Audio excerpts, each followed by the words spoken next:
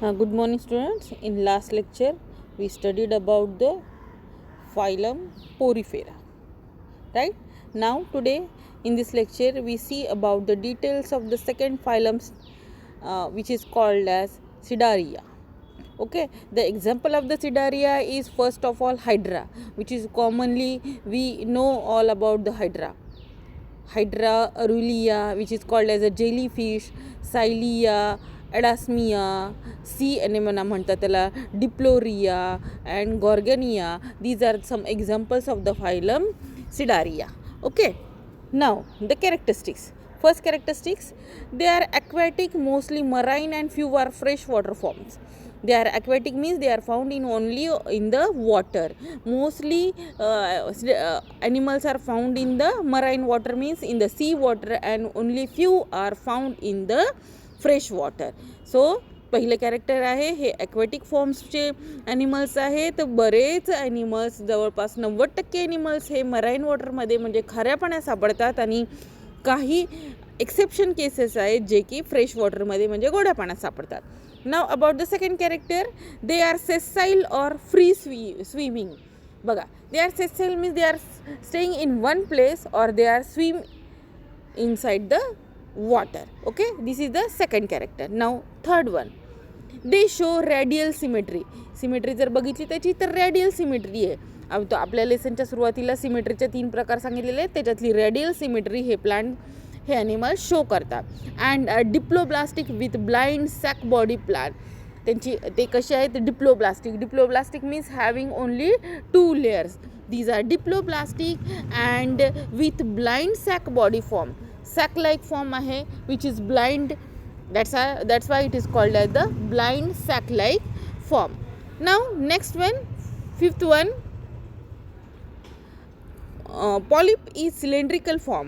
हायड्राचं जर एक्झाम्पल घेतलं तर hydra is a cylindrical form and Medusa is umbrella like means Aurelia.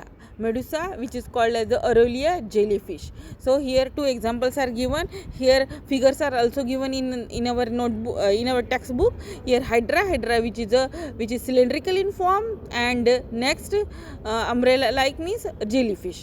Here the figure is given. Now about the next character, body cavity. Now the body cavity, next character, fourth one. If we see the body cavity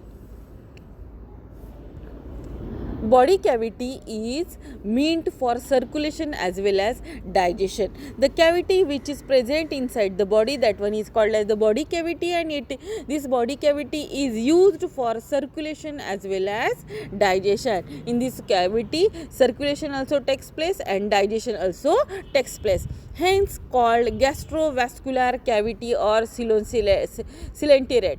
बघा, म्हणून याला कोणती cavity म्हणायचे? गॅस्ट्रोवॅस्क्युलर cavity और सिलेंटेरॉन किंवा गॅस्ट्रोवॅस्क्युलर cavity याला का म्हणायची? कारण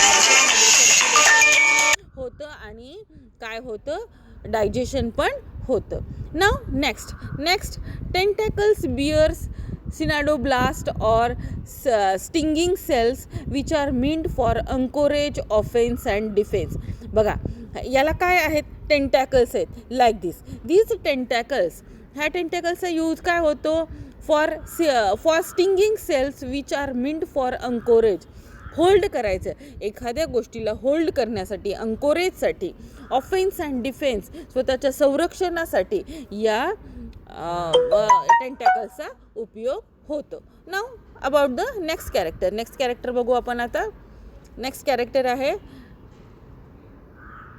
character Cnidarians reproduce both asexually and sexually. Reproduction takes place by both asexually also and sexually also. Asexual reproduction takes place by budding and regeneration. बघा, asexual reproduction कशाने होतं? बडिंग मीन्स मेन बॉडीला एक bird like structure तयार होतं, हे detach होतं आणि एक ऑर्गन एक इंडिव्हिज्युअल तयार होतो. त्याचबरोबर रिजनरेशन प्रोसेसनी ही जर पूर्ण ऑर्गॅनिझम असेल तर ह्याचा जो भाग आहे हा जो डिटॅच झाला तर परत तो रिजनरेट होऊ शकतो. म्हणजे रिजनरेशन आणि बडिंग या 2 प्रोसेसने असेक्सुअल रिप्रोडक्शन होतं. Now next, they exhibit alternation of polypoid generation with medusoid generation. बघा ह्याच्यात 2 जनरेशन आहेत. They exhibit alteration of polypoid generation with medusoid generation. 2 generation आहेत जे अल्टरनेट होतात. पहिलं आहे पॉलिपॉइड जनरेशन आणि दुसरं आहे मेड्युसॉइड generation. This phenomenon is called as metagenesis. That is, polyps produce medusae asexually and medusae produce polyps sexually. या अल्टरनेशन ऑफ जनरेशनला काय म्हणायचे? मेटाजेनेसिस. मेटाजेनेसिस मध्ये काय होतं? पॉलिप्स प्रोड्युसेस मेड्युसी असेक्सुअली आणि medusae produces polyps sexually. So these are about the Cnidaria phylum. Hope so you understand all this. सगळे notes लिहून काढायचे तुमच्या नोटबुकमध्ये. काही शंका असेल मला विचारू शकता. फिगरी काढायच्या. फिगर दिलेले आहेत तुम्हाला. त्या फिगरी काढायच्यात एक्झाम्पल्सच्या, जेणेकरून तुम्हाला हे डिटेलमध्ये समजेल. बघा आता आपण नेक्स्ट फायलम बघू. Phylum number 3. फायलम नंबर 3 बघताना फायलम नंबर 3 बघा. Phylum number 3 is called as Ctenophora. याला काय म्हणायचे? Ctenophora. T is very silent, that's why it is called as the Ctenophora. The best example of that Ctenophora is Pleurobrachia and Sinoplana. These are the 2 examples of this Sinophora. Now we see about the characteristics. First characteristics. These are commonly called as comb jellies or sea walnuts. यांना commonly काय म्हणलेलं आहे? comb jellies. आणि दुसरं नाव काय आहे? sea walnuts. Second characters. These are exclusively marine. Means these are found only and only in the marine water. Free swimming animals. These are free swimming animals. Mean inside the marine water they swim freely. Third, body is diploblastic. Diploblastic means having only 2 germ layers. This is called as the diploblastic. किती germ layer आहे? 2 germ layer आहेत, म्हणून बॉडीला काय म्हणायचे? Diploblastic. It shows the radial symmetry. कोणती symmetry दाखवतं? Radial symmetry दाखवतं. With blind sac body plan. त्याचा प्लॅन कसा आहे बॉडीचा? Blind sac like. Followed. Now next one, 4th one. Animals have tissue level organisation. बघा ॲनिमलचं जे बॉडी तयार होते ते टिश्यू लेवलच्या ऑर्गनायझेशनपर्यंत तयार होते. म्हणजे cells forms what? Tissue. So it has the tissue level organisation. Now next characters, 5th one, locomotion is carried out by 8 rows of ciliated comb plates. Locomotion means movement. It can move from one place to another place with the help of 8 rows of ciliated comb plates. त्याला जे ciliated comb plates दिलेले आहेत त्या ciliated कोम प्लेट्सच्या साह्याने ह्या किती आहेत? 8 सिलिएटेड रोज आहेत कोम प्लेटच्या. याच्या मदतीने हे काय करतात? तर लोकोमोशन करतात. So these are locomote. These are move from one place to another place with the help of ciliated comb plates. Now next one, characteristic feature of ctenophores is bioluminescence. याचं कॅरेक्टरिस्टिक फीचर आहे बायोल्युमिनिसेन्स.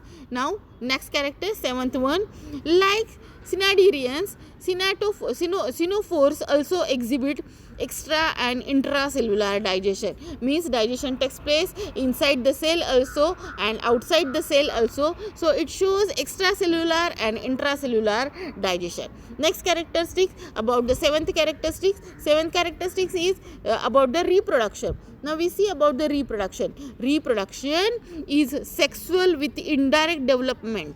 बघा reproduction कशाने आहे? It reproduces by sexually. Sexual reproduction takes place with indirect development. Now cnidoblasts are absent, hence these are called as cnidarians. याच्यामध्ये सिनाडोब्लास्ट हे absent असतात म्हणून त्यांना काय म्हणलेलं आहे? cnidarians. Instead they have coloblast. या सिनाडोरोप्लास्ट पेक्षा त्याच्यामध्ये काय प्रेझेंट आहे? कोलोब्लास्ट प्रेझेंट आहे. These coloblast are sticky cells to capture the prey. ह्या कोलोब्लास्टचा उपयोग काय होतो? टू कॅप्चर द प्रे म्हणजे भक्ष्य पकडण्यासाठी याचा उपयोग होतो.